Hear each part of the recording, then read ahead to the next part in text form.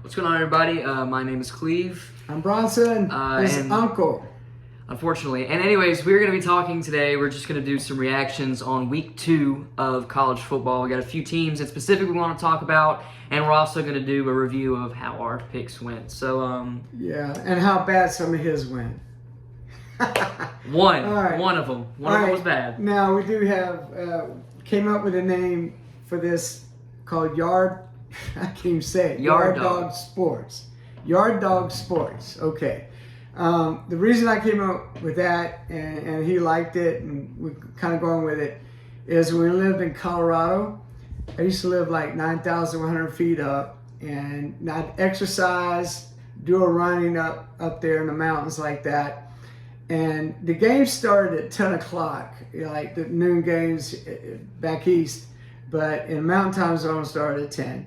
So what I would do is I get everything together. I had a window on to the right of me. I lay on the couch and look at the television right outside the window, watch it snow, leaves change color. Beautiful, beautiful setting. And but I would go after I work out before then and go to Sonic and buy 3-foot-long hot dogs to get me ready to watch the games and enjoy the day. And it got where I was doing that every week. And then I just started ordering Yard Dog, which means 3 hot dogs, 3 foot long. So we came out with that, and so here we are. We're going to try it. That's it. That's it. Yeah. That's all there is As to you it. can tell, we're not really rehearsing, plan all this. We just kind of go, do it as we go. So we're going to do some game reactions, and Cleve, you can start off whatever you want to do and all right. talk Well, about. first up, since we are Clemson fans, let's just go ahead and let's get the elephant out of the room. Terrible game, terrible showing versus Troy team. Now, you know, Troy is a good Sun Belt team, tough team. However, it was just terrible. Going into halftime, you know, being down 16-3 at home, it just is not good. Not good at all. What do you think? Just as a professor. Well, you covered that. I mean, we were both angry, and of course we don't live in the same state now, and he's here. So instead of my family having to deal with just me going crazy in the house and yelling and getting very angry, there were 2 of us now doing it. Mm-hmm. So, yeah, there's some, I'm not happy at all with Cade Klubnik. He's like a deer in the headlights. I mean, he does it. He's slow on making decisions. And we haven't been happy, of course, lately on Garrett Riley, the way he's calling games. But a lot of it will probably have to do with the offensive line, the way they're doing, and also having to do with Klubnik just not making the plays, and sometimes receivers dropping it. Mm-hmm. But it just, without us having a stadium view, we're not there to see people open and all that and what's going on. But it looked like he's just holding the ball. He's not sure where, even if he knows where he's going with it, he's waiting and just holding it, and it's killing those receivers. By the time that ball gets there, they're just getting their heads chopped off. I mean, it's just crazy and very frustrating to watch. And we're just yelling at the TV, yelling, come on, throw the ball, make a decision, all that stuff. But very disappointing, and I think so goes Cade Klubnik. That's the team. I think the defense is improving very well. Over last year, they've kept us in these games. And we both thought it was going to be, and we talked about it for the game, this is going to be a relaxing day. We know Clemson's not going to be perfect. They got stuff to work on. But you kind of figured that, you know, that they would kind of be sluggish at the start a little bit, but, you know, still be ahead. And then, but man, I even told him when we were behind, like, was it 10-0? 10-0. I said, he said, we're going to lose. Nah, man, we're going to be fine. But when they made that interception and it was 16-0 and they missed the extra point, then that's the first time I said to him, I said, man, we really could lose this game. It's so frustrating too when they went down there near the goal line and Smith comes in, he's 6'5", and Cade throws the ball down at his feet, and Smith had to go down on a knee, and I thought that he was on his knee when he first did it. And they said touchdown, and I mentioned him. I think he was on his knee. They're going to call it back. And that was just adding to it. But second half, of course. Second half was great. Coming out third quarter. Came out swinging. Came out running the football. That we haven't seen that this year. There was really no attempt at doing that, week 1 against LSU. And there really wasn't much attempt in the first half versus Troy. But again, what happens when you have a good run game? You notice that set up the play-action pass to Bryant Wesco. That was the first passing touchdown of the day. And I think, if I'm not mistaken, it was about 5.5 yards per carry for Randall by the time the game was over. So, it just run the ball. Really, I feel like, we were trying to get to, and like you said, with Cade's processing right now, we don't have time for these long developing 10-year-long routes. Just run the ball. You've got the guys to do it, so do it. And then what happens when you do that? Good things happen. You're setting up play-action passes and whatnot. So second half was a completely different game, completely different team, it felt like. Yeah. So, it was good. And there's a lot of conspiracy right now around the program as far as what happened at halftime, whether Garrett Riley's job got threatened or Dabo started calling plays, which, according to a lot of people online, especially on Twitter or X, they've said that Dabo, for the LSU game and for the first half of Troy, he did not have a play sheet. And then when they came out of the locker room at the second half, he had a play sheet and was almost always within a few feet of Garrett Riley at all times. So who knows? Yeah, I did see that. A few years ago, we were talking about maybe Dabo was meddling too much in the offense, and now we come to this year. Now we want him to. So do something. But that's just the state of Clemson but the football buck right now. will stop with him. He's the he's the final say when it comes down to it. He can tell him, hey, I want you to run the ball. Yep. But it's just been frustrating. Yeah, very frustrating. Yeah. Yeah, it's tough. Anyways, we'll move on from that before we get too depressed. Next up, there's another elephant in the room. And that elephant is in Durham, North Carolina, and it is the Duke Blue Devils. Look, I was confident. I came into it, I was like, look, they're going to beat Illinois. They're going to hit the spread. It's going to be great. They're going to do it. Even made it a spread game. And you know what? They should have, but, when you have, 5 or 6 turnovers, I don't even think, we didn't even watch the fourth quarter. It got so out of hand. When you have 5 or 6 turnovers, you're not going to win a football game against a team like Illinois. And Duke had every opportunity, but whether it was turnovers or receivers dropping passes, Darian Mensah couldn't have been more on the money all day long, but they couldn't do it. They couldn't execute, and Illinois made them pay, and it ended up being a massacre. Well, they played pretty even with them the whole game. Matter of fact, I think they're even a little better the way they were playing, but 5 turnovers. Can't do it. That was crazy. But see, they're Duke in basketball.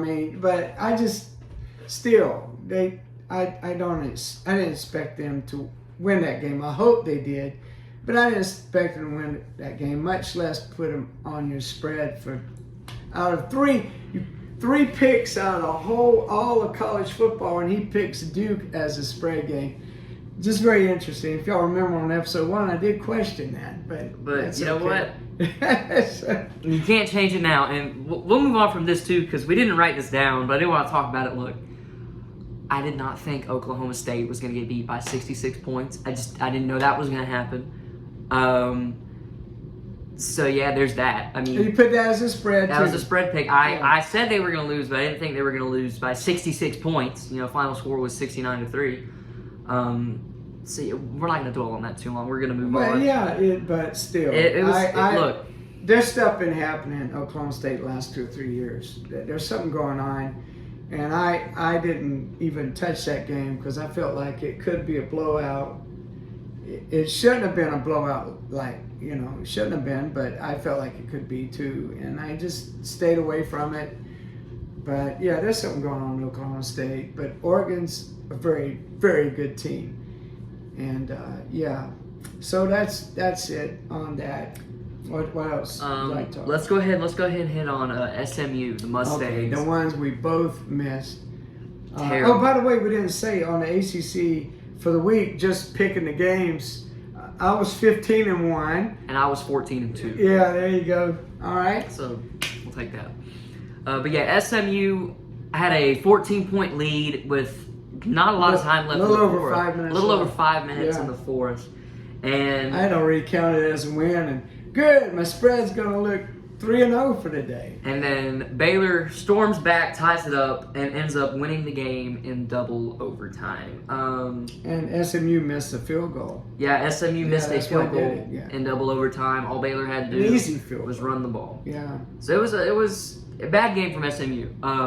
As far as that's concerned, you had the game in the bag, you choke it, you give it up, and you lose to what we said in episode 1, a very, very middle of the pack Baylor team. So, there's that. Not good. Now there's a lot more question marks surrounding SMU than there were.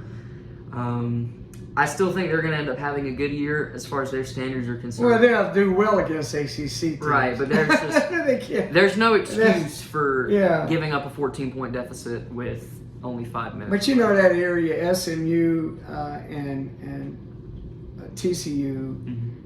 and Baylor, they're all right there together. I've been in those areas, and they're they hate each other sports-wise. Big And, it was going to be one of those types of games. But, yeah, SMU kind of had that in the bag, and just, yeah, it just looks bad for the conference, too. And we shouldn't care about conference, but the SEC made us care about conference because that's all I talk about now. But anyway, I shouldn't have said that. That's all right. We'll go ahead and then we talked about games to keep an eye on. And I mentioned South Florida and Florida. I mentioned that and said that, because sometimes when you watch a game, you see scores scrolling down at the bottom. I had mentioned, hey, I think something could happen there, that it may catch your attention. And I did. I felt like it was going to be close there. It was going to be a close game either way. And sure enough, it happened. And wow, South Florida, what a great start. Beat Boise State. Mhm. And now, well, we'll talk about later another episode, but their next game against Miami. So it's interesting what's going on with South Florida, and I guess people are ready to fire Billy Napier again. Mhm. Yeah, again down in Florida.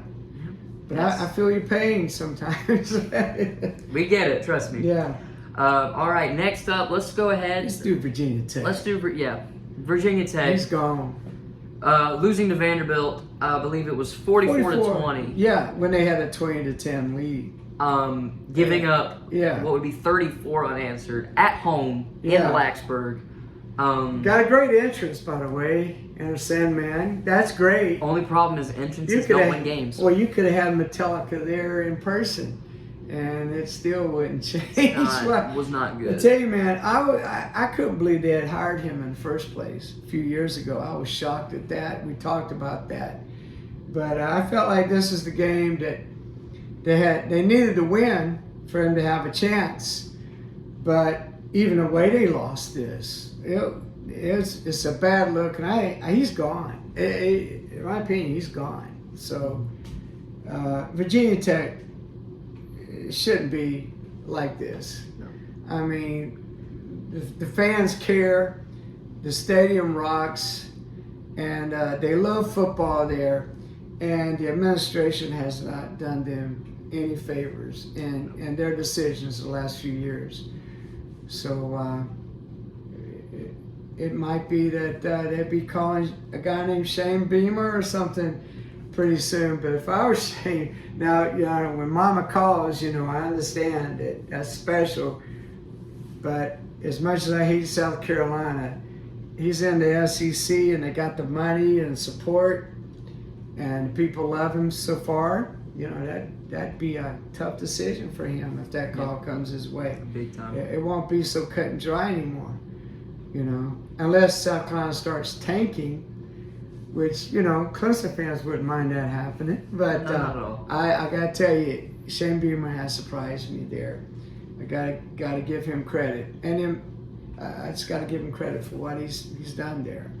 So, anything else besides, we got also Syracuse, UConn. We'll talk about that one. Syracuse in a struggle match. It was about 17. It was 17-6 with not a lot of time left. They come back. They end up going into overtime, tied at 20, with Syracuse eventually coming out on top. And then after the game, Fran Brown leaves his team on the field and makes them run sprints. Now, personally, I love it. That is a football. That's outstanding. I am here for that.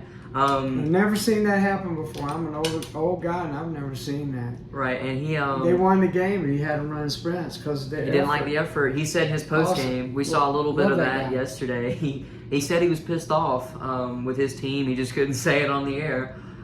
He said he was upset, and he made him run sprints. So, I think the future, if Syracuse can ever get considerable amount of funding to compete and can get, talent pull up there, I love Fran Brown, and I love what he brings to the table. And I think they would be a danger if they're able to get compensation and talent up there, which is a massive if, especially considering now Clee's mom is my sister, so I know she's going to remember. He said pissed off.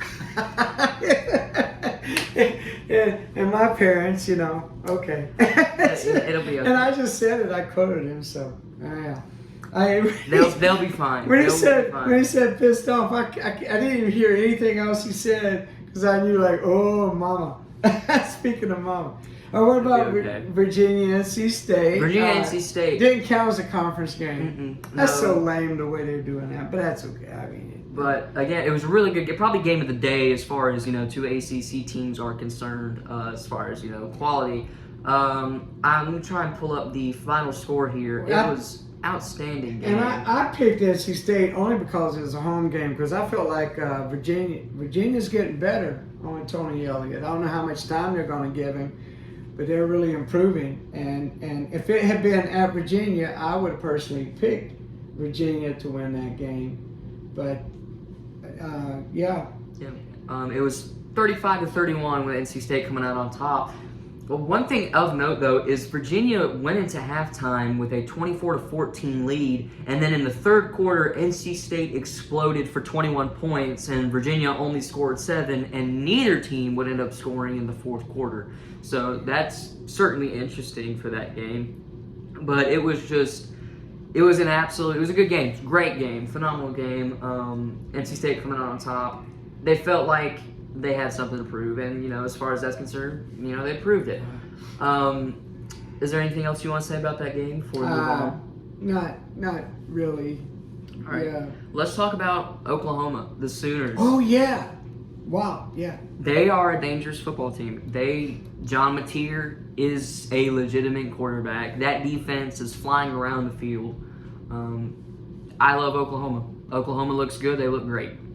What do you have to say? Well, I told friends of ours, and I felt like they were going to win at least 10 games this year and have a good shot at the playoffs. Brent Venables, just a defensive guru, and we talked about it a little bit last week. And as a matter of fact, I made this my spread game. I couldn't remember if it's 4.5, 5 points or whatever. I took OU and even took they'd cover the points, and I believe that much in them. And I thought Michigan, even though they got a very talented quarterback, he's going on the road for the first time as a true freshman, and that's very difficult because Brent Venables has a history of really making it tough on inexperienced quarterbacks. And now, and I don't mean this he's got that defense looking like Clemson's did our championship years. That's ferocious, just hitting hard, going to the ball, attacking, just an attitude.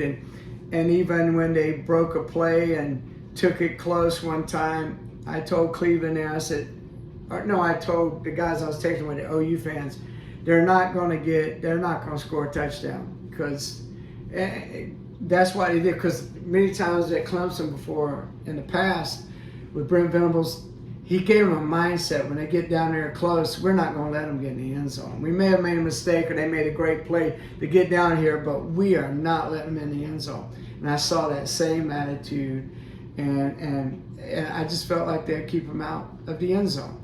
So looking forward to watching OU, and really pulling for them. Everybody knows I hate SEC. I respect the SEC because got a Mississippi State. I mean, Arizona State going there, finding out from the West how hard it is to go in the SEC because every fan cares in that conference, even down to Mississippi State. Vanderbilt is starting to care a little bit. Whoever plays them at home, they're going to have the most fans there than Vanderbilt. Vanderbilt is Vanderbilt. Right. So, but I'm kind of pulling for Oklahoma to take that conference. I think it'd be great for them to come in and just win it, kind of like Missouri did in that division. Oh, you're going to have a tough day on the SEC, and then Missouri comes in and 2 straight years, I think, won a division. Eastern Division, and then Texas was like their darling last year, but that was Big 12 coming in, and I like to see OU do well, and it's also where I met my wife that in Oklahoma City, that area, and our baby daughter was born there, so I got special thoughts on OU, and my brother lives there, so. Good deal. Priorities. I don't know if I need to put all the whole family stuff on here. But he's going to air out his family history by the time this channel is dead and gone. Yeah. One thing I do want to talk about, and I'm not going to talk about this long, I just want to hit on it briefly just because I hate South Carolina. They won 38-10. However, they scored 3 non-offensive touchdowns. They had 2 punt returns and I think a defensive score. They were outgained at home by South Carolina State, 270-253, which, you still won 38-10, and I don't think it's too concerning at the end of the day, considering circumstances, However, it is just something of note.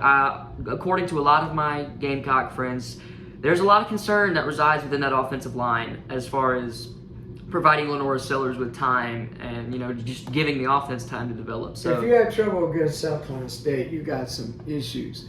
The thing that kind of in their favor, though, is last year they should have lost the Old Dominion game. Yeah. Who would have known they would have been as good as they were at the end of the year? Right. So we have to look at that possibility. It's a long season. We'll see, but they'll find out quick. They're going to find out quick. They have their first true... I hate saying that because they did play Virginia Tech, but they have their first true, could be a tough opponent in Vanderbilt coming into Williams-Brice this Saturday. That's going to be an interesting game. Diego Pavia, he's talked a lot of crap in the offseason. So, we'll see. That could go. I can see that game going either way. I can see South Carolina winning it in, a big fashion, winning it close, and, the same thing could be said for Vanderbilt. I don't really have a strong prediction or lean either way. So that's all we'll say about that. Is there anything else that we have you would like to talk about as far as college football is concerned? Well, I don't think so. So what we'd like to do is our plan is to try to put out, about 4 videos a week. I would send this one out, game reactions. The next one's going to be reactions to the AP poll, and giving our own polls too, what we think nationally and conference-wise. We call it Pick 6. We just pick 6 because we don't really want to talk about everybody below that. Just get up there in that elite area. So we'll be doing that one next. We're going to learn as we go and getting equipment, and got a lot of refining to do. It'll get better, I guess. Yeah, it will. It will. Yeah. It will.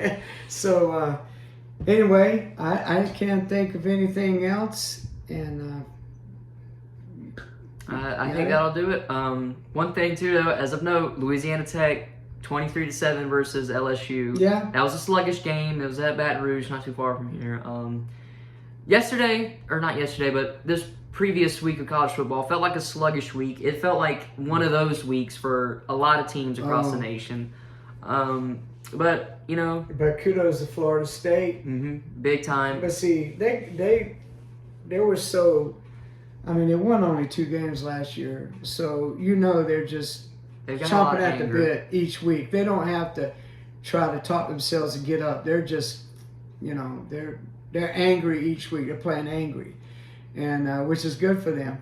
Mm-hmm. And while these other teams didn't have, like LSU, Clemson didn't have the kind of season they had last year, we still have to deal with getting up for games and things like that. And but there's one thing before we go. We get upset. I have these call-in shows, and we do it too. We went into this Troy game feeling very confident. We're going to win. And then we get on these 18 to 23-year-olds, in some cases 25. But that's another story. But these young men, why are they should be they're not doing well. It looks sluggish. Well, we are sluggish as fans. And I'm in my 60s, and I was expecting to win. And these young guys, they watch film. They know they're way better than the other teams. Mm-hmm. Why do we put more on them than ourselves? I mean, we were expecting it to be easy. Yeah. Why would we think they wouldn't think that way? So I got to give them a little pass on that. So maybe we need to go. Maybe we need to be 100% fans. Mm-hmm. Maybe when we go watch the games or thought we need to be intense and yell and scream for the team and help them at the very beginning instead of just waiting and sitting back.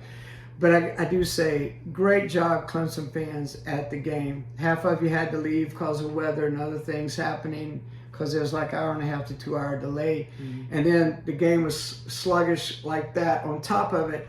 But you were yelling and screaming for those players, and you helped lift them up the second half. Big time. Great job there. And so if I lived in the area and still going to the games there, I wouldn't have left either. I'd have been there just yelling and screaming too. So great job, y'all. It was outstanding. All right, well, that's it. That'll do it for today's episode. We will see you in a day or two with the next one. So YardDogSports. YardDogSports. I gotta learn how to say it. YardDogSports. It's a tongue twister. All right. It has nothing to do with Georgia Bulldogs. Mm-hmm. YardDogSports. Okay. All right. We'll see you guys later. Bye.